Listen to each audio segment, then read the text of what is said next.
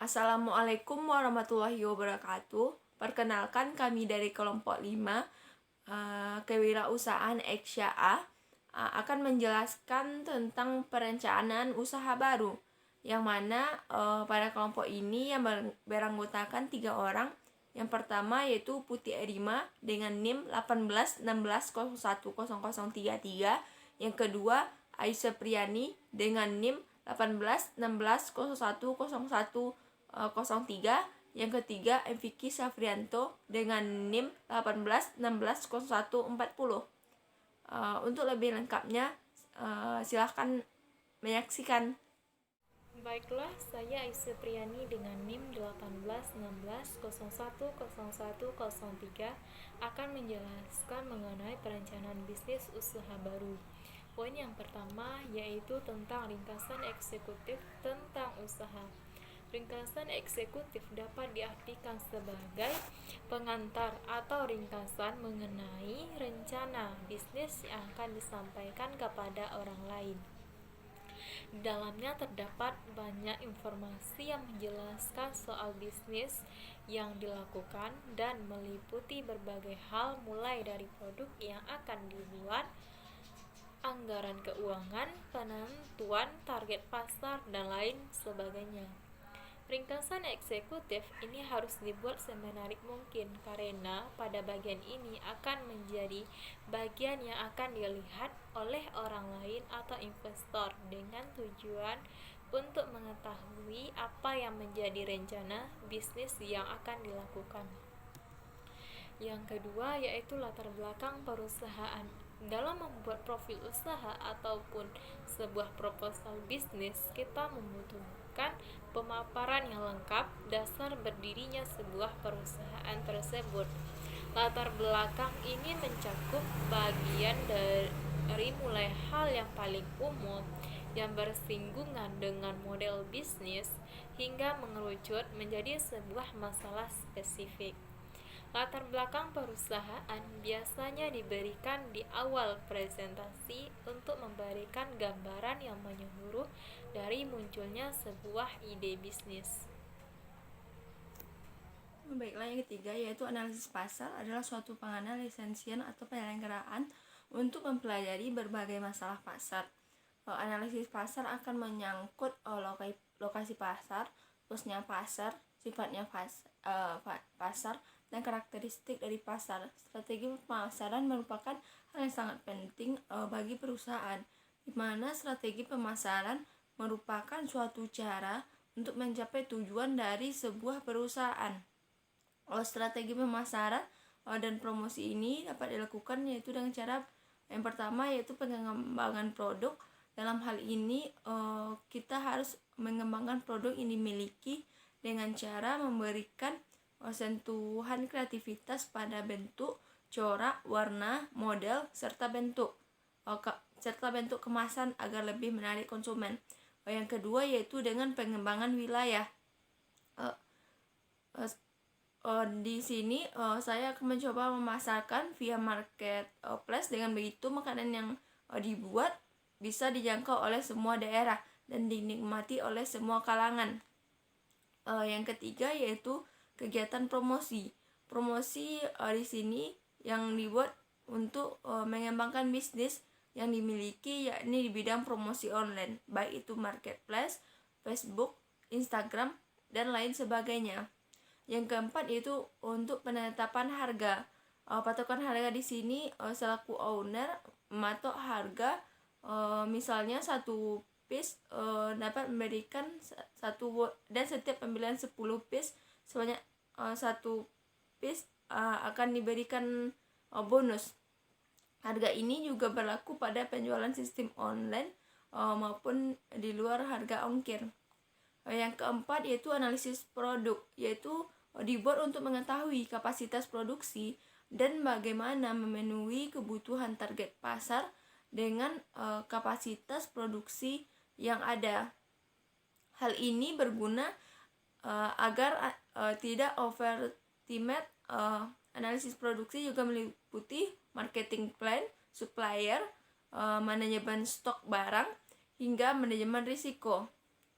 Yang kelima yaitu analisis sumber daya manusia. Secara umum, pengertian sumber daya manusia dapat dibagi menjadi dua, yakni sumber daya manusia secara makro dan mikro. Pengertian sumber daya manusia secara makro adalah jumlah penduduk usaha produktif yang ada di suatu negara. Sedangkan sumber daya manusia mikro lebih mengerucut pada individu yang bekerja pada suatu institusi. Sedangkan manajemen sumber daya manusia adalah rancangan sistem-sistem formal dalam sebuah organisasi untuk memastikan penggunaan bakat manusia secara efektif guna untuk mencapai tujuan.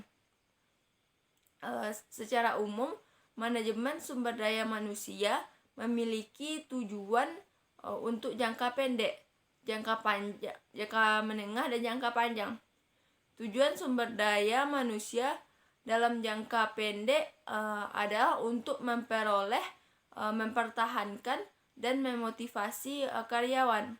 Sedangkan tujuan dalam jangka menengah adalah untuk meningkatkan produktivitas karyawan yang dapat dinilai melalui meningkatnya kinerja dan berkurangnya tingkat kehadiran karyawan di kantor untuk menjamin mutu kehidupan kerja karyawan.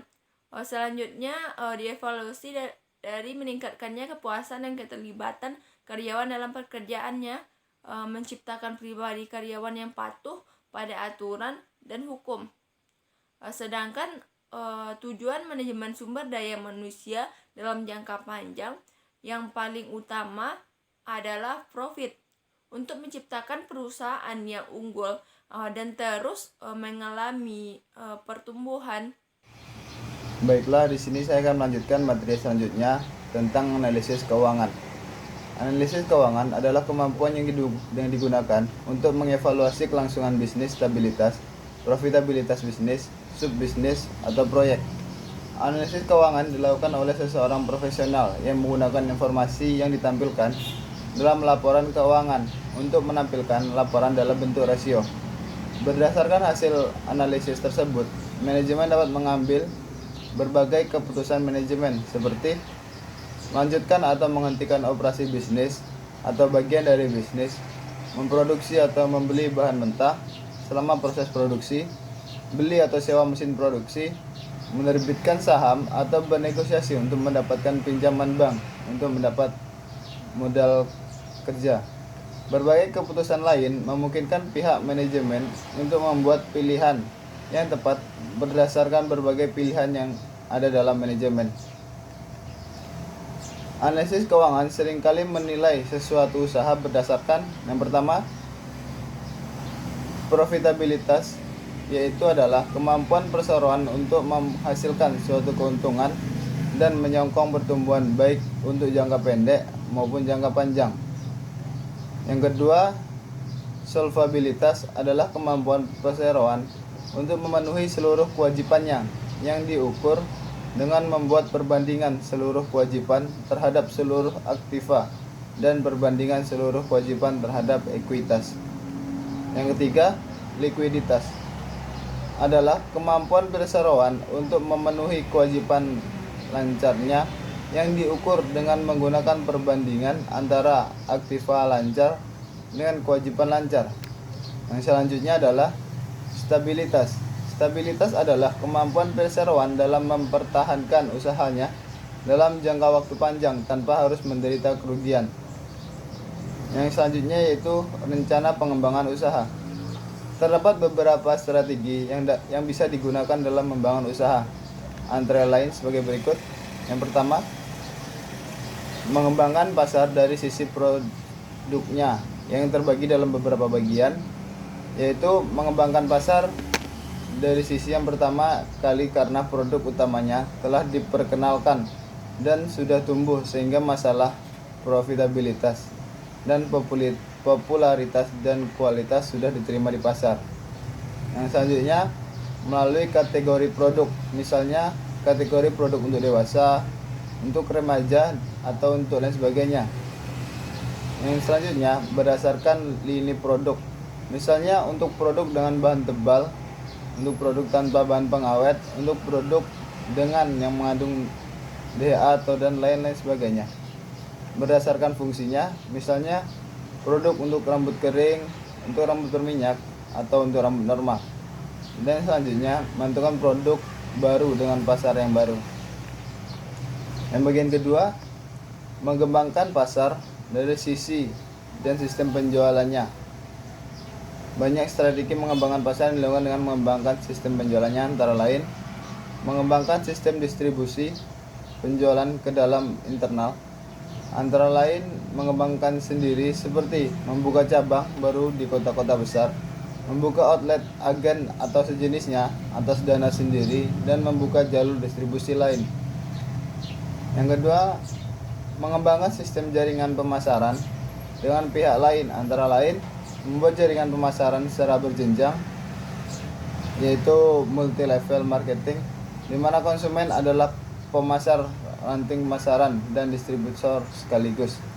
Yang kedua, membuat atau menyusun atau merancang sistem franchise dengan menjual jaringan, standar operasional, merek produk, dan lain sebagainya. Yang selanjutnya, mengembangkan pasar dengan menggabungkan bisnis yang lain dalam satu industri. Bagian ketiga, mengembangkan pasar dengan strategi integrasi atau penyatuan. Di sini terdapat dua jenis strategi integrasi, yaitu integrasi vertikal, yaitu dengan cara membeli perusahaan ke dalam atau membeli perusahaan ke arah luar konsumen. Contohnya adalah perusahaan mie yang membeli perusahaan gandum, perusahaan hypermarket yang membeli perusahaan jaringan minimarket, dan lain-lain. Yang kedua, integrasi horizontal. Yang selanjutnya, resiko usaha. Resiko usaha memiliki pengertian yang beragam dari beberapa ahli. Misalnya, definisinya yaitu resiko usaha atau resiko bisnis secara mudah dapat dimengerti jika suatu usaha tidak mendapatkan hasil yang baik dalam target usahanya dan menjadinya kendala merugikan dalam periode usaha. Risiko usaha bisa disebabkan oleh 3 faktor, yaitu adanya ketidakpastian secara ekonomi, ketidakpastian disebabkan oleh alam, dan ketidakpastian yang disebabkan oleh perilaku manusia. Persaingan atau kompetisi merupakan salah satu contoh risiko usaha yang harus dihadapi oleh setiap pengusaha. Contoh risiko usaha lainnya misalnya kehilangan kepercayaan konsumen, kecurangan laporan keuangan, dan gagal dalam memperdagangkan produk. Hal ini disebabkan oleh semakin majunya sebuah bisnis, secara otomatis akan bermunculan persaingan usaha dan yang sejenis. Yang selanjutnya yaitu jenis-jenis risiko usaha. Ada banyak risiko yang dihadapi oleh perusahaan yang bisa diklasifikasikan pada jenis-jenis risiko usaha tertentu. Yang pertama, berdasarkan kerugian yang diperoleh. Jika ditinjau dari kerugian yang mungkin diperoleh, jenis-jenis risiko usaha dapat dibedakan menjadi 2, yaitu risiko spekulatif dan risiko murni. Risiko spekulatif merupakan risiko usaha yang kemungkinan terjadi peluang untung atau justru mengalami kerugian kembali. Yang kedua, berdasarkan kontrol usaha. Jika ditinjau dari kontrol usahanya, maka ada jenis risiko usaha, yaitu risiko yang bisa dikendalikan dan risiko yang tidak bisa dikendalikan. Yang ketiga yaitu berdasarkan target komponen usaha. Jenis risiko target komponen usaha merupakan risiko usaha yang berupa ketidakpastian dalam manajemen perusahaan. Ada banyak risiko yang mengancam manajemen perusahaan.